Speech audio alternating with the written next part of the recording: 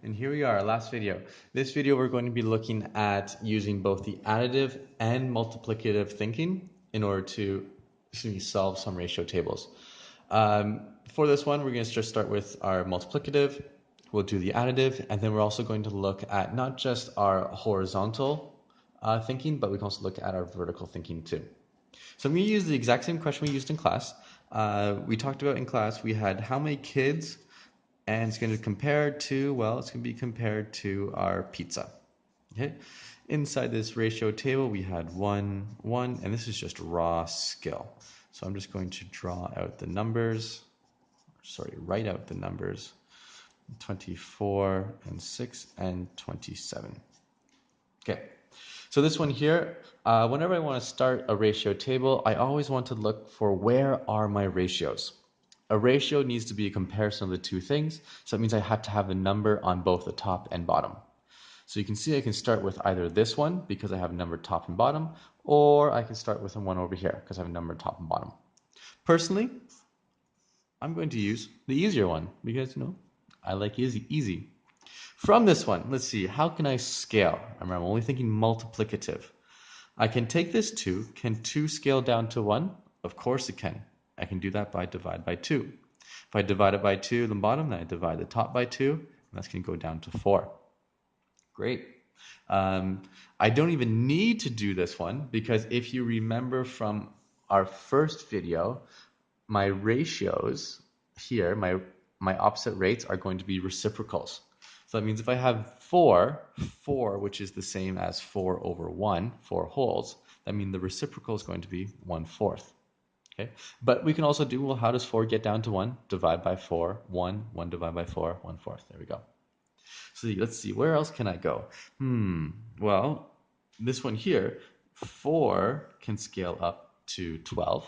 That's pretty easy. How does 4 get to 12? I have to times by 3. If I times the top by 3, that means I have to times the bottom by 3. So 1 times 3, well, that equals 3. And we can kind of see a pattern here. I'm going to jump straight to the additive. Look at this. Every time I add 1 pizza, how many people do I add? 4. Okay. Add 1 pizza, 2. Add 4 kids. Add 1 pizza, add 4 kids. Add 1 pizza, that means I have to add, that's right, 4 kids. So 12 plus 4, 16. Here, if I add 4 more kids, what will I be at? I'll be at 20.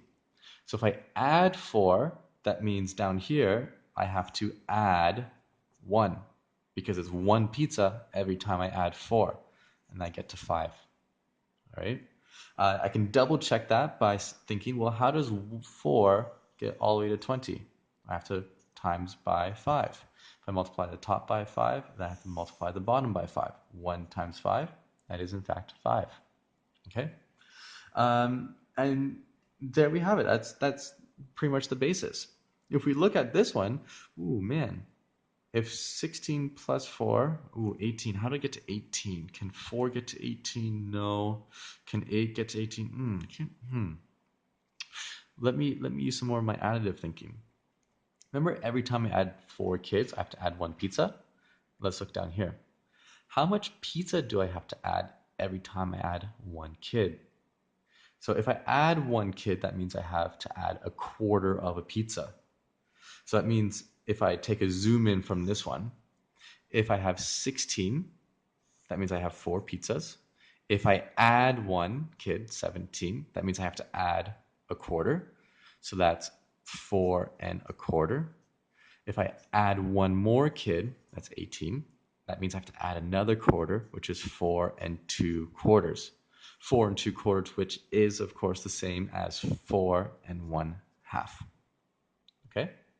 4 and 1/2, which is, well, there we have it. That's how many. We can also look at 18 is directly in between, is halfway in between from 16 and 20.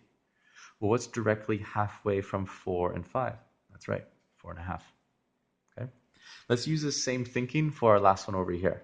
Our last one over here, how does 4 get up to 27? Well, that means I have to, 24 to 27, I have to add 3. Well, if I have to add 3, that means I have to add how much pizza? 1 is a quarter, So that means I add 1 3 times, which means I have to add a quarter 3 times. That means I have to add 3 quarters. So when I'm at 6, I have to add 3 quarters. I'll end up with 3 or 6 and 3 quarters. And there you have it. We're using our additive and multiplicative thinking. I'm going to do a little bonus here, and I'm just going to continue on the same thinking, but the same thinking with this ratio table. I have kids, I have pizzas, I have 1. If remember, it's 1 quarter. It's 4 to 1. I have 8 to 2.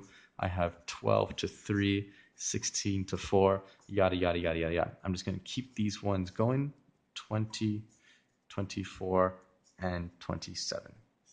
Okay, so we don't only ever have to think linearly, our horizontal ratios. We can also look at our vertical thinking. To look at our vertical thinking, we can see, well here, ooh, look at this. 4, how does 4 relate to 1? Well, the top is always 4 times as much as the bottom, okay, like this. 8 is 4 times 2.